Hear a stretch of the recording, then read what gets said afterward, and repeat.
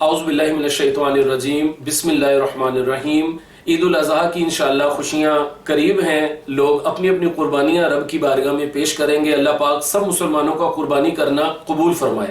آج میرا موضوع ہے کہ گوشت کی تقسیم کیسے کی جائے اور گوشت کے وہ کون سے اعضاء ہیں جن کا کھانا ہمیں منع کیا گیا ہے۔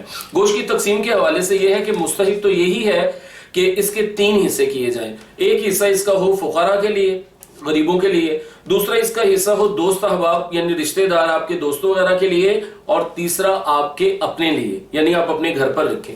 علماء کرام نے لکھا ہے کہ اپنے لیے سارا بھی رکھ سکتا ہے، اگر غریب ہے، خود ضرورت ہے، سارا بھی خود رکھ لے، گناہ کچھ نہیں ہے، لیکن مستحب اور ثواب کا کام یہ ہے کہ اس کو تقسیم کیا جائے اور لوگوں کو بھی دیا جائے جو نہیں کھاتے، پورا سال کم کھاتے ہیں، ان کے منہ میں بھی جائے، وہ بھی دعا کریں اللہ ان کی قربانی قبول ہو، اس میں زیادہ بہتری ہے۔ اچھا، گوشت کی تقسیم کے حوالے سے بات ہو گئی۔ اچھا، یہاں پر ایک مسئلہ سن لیجیے کہ وہ کون سی صورت ہے کہ آپ جو گوشت ہے اس میں سے کھا نہ سکتے ہو۔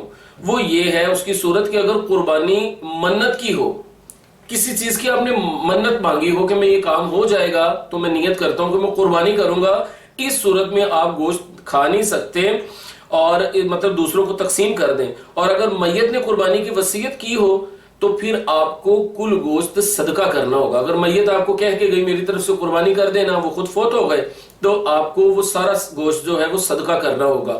اسی طرح اگر نابالغ کے مال سے قربانی کی تو نابالغ ہی بس کھائے گا وہ خود، اور بقایا جو اس کا وہ گوشت ہے اس کو علماء کرام نے کہا کہ بیچ کے اسی بچے کے اوپر کپڑے اور کتابیں وغیرہ ان چیزوں میں پیسے صرف کرنا ہوں گے، نابالغ کا مال بالغ نہیں کھائیں گے۔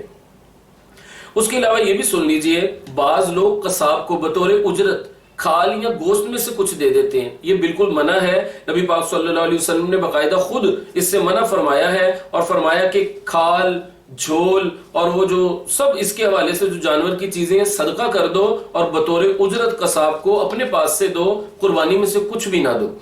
تو یہ پتہ چل گیا کہ کھال۔ اچھا، کھال کے حوالے سے یہ بھی سن لیں، کھال آپ تنظیمی اداروں کو بھی دے سکتے ہیں، تنظیمیں ہوتی ہیں، اپنی دینی تنظیمیں بھی ہیں، ان کو دیں، جس کو بھی دیں، مسجد میں دیں، مدرسے میں دیں۔ تو اس حوالے سے مسئلہ کیا ہے وہ یہ سن لیں کہ اس کو اپنے کام میں لا سکتا ہے۔ کیسے؟ جیسے مشکیزہ بنا لیا سکھا کے، اس کو اب تو مشکل ہے، پہلے والے لوگ کرتے تھے یہ کام، دسترخوان بنا لیا، اس کو کتابوں کی جلد میں استعمال کر لیا یا جائے نماز وغیرہ بنوا لی، تو یہ تو ٹھیک ہے، بیچے گا نہیں اس کو۔ اور اگر اس نیت سے بیچا کہ میں خود پیسے رکھ لوں گا، اب بیچنا ہی اس کا من ہے، اور اگر یہ نیت تھی کہ میں بیچ کے پیسے صدقہ کر دوں گا، کسی کو دے دوں گا غریب وغیرہ کو، تو اب اس کا بیچنا جائز ہے۔ آخری بات، جو کھانا منع ہے، ذرا دل کو تھام کر یہ مسئلہ سنیے گا، کیونکہ عام طور پر ہم یہ مسائل نہیں سنتے، اور اگر سن لیں تو ایک کان سے سن کے دوسرے سے نکال دیتے ہیں۔ یہ شرع کے مسائل ہیں، میں اپنی طرف سے کوئی بھی چیز منع نہیں کر سکتا، نہ کر رہا ہوں۔ کھانے کی جو چیزیں منع ہیں ان میں سے 2 چیزیں میں نے یہ پورا مسئلہ جب پڑھا تو دیکھا کہ 2 چیزیں منع ہیں زیادہ جو ہم کھا جاتے ہیں، ورنہ آنتے، خون، یہ وہ تو کوئی کھاتا بھی نہیں ہے۔ تو 2 چیزیں جن سے منع کیا جاتا ہے اور ہم باز نہیں آتے، وہ 2 چیزیں ہیں کپورے اور اوجڑی۔ یہ دونوں چیزوں کا کھانا مکروہ تحریمی ہے، یعنی حرام کے قریب ہے۔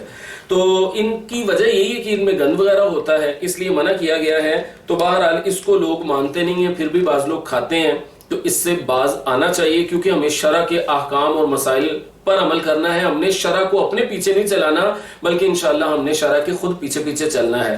تو یہاں پر ایک بات جو انشاءاللہ آپ کے ذوق شوق کو اور وہ آپ کی طبیعت میں خوشی پیدا کر دے گی، سمجھانے کے لیے خوش طبی والی بات ہے۔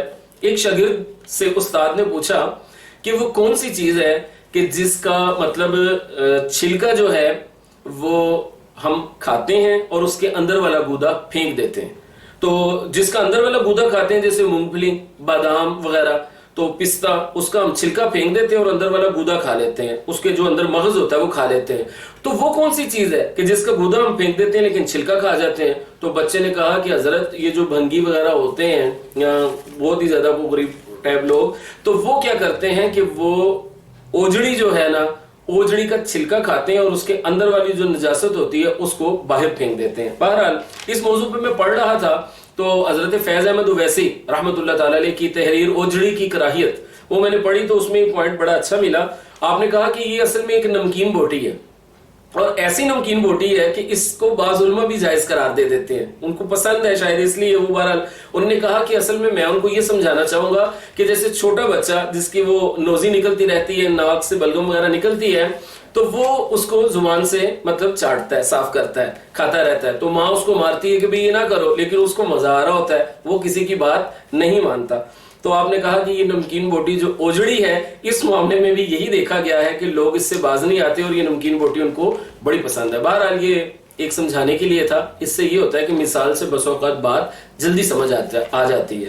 تو یہ جو میں فقہی احکام کچھ بیان کیے، آج آخری کلپ تھا، 3 مہینے قربانی کے حوالے سے کلپ بنائے ہیں کہ کسی پر سننا لمبا بھار بھی نہ ہو، مختصراً سمجھا دیا ہے۔ ابھی اس کے کافی مسائل ہیں بہار شریعت میں، فتاوی رضویہ میں، احادیث کی کتابوں میں، تو وہاں سے چن کر یہ گلدستہ آپ کو پیش کیا ہے۔ اسے قبول کیجئے، اپنے دل میں سجا لیجئے اور ان احکامات پر عمل بھی کیجئے، اور ضروری بات یہ کہ یہ ویڈیوز لوگوں کے ساتھ بھی شیئر کیجئے تاکہ انہیں بھی آگاہی ہو، انشاءاللہ آپ کے لیے صدقہ جاریہ کا سبب ہوگا۔ اللہ پاک ہمیں عمل کرنے کی توفیق عطا فرمائے۔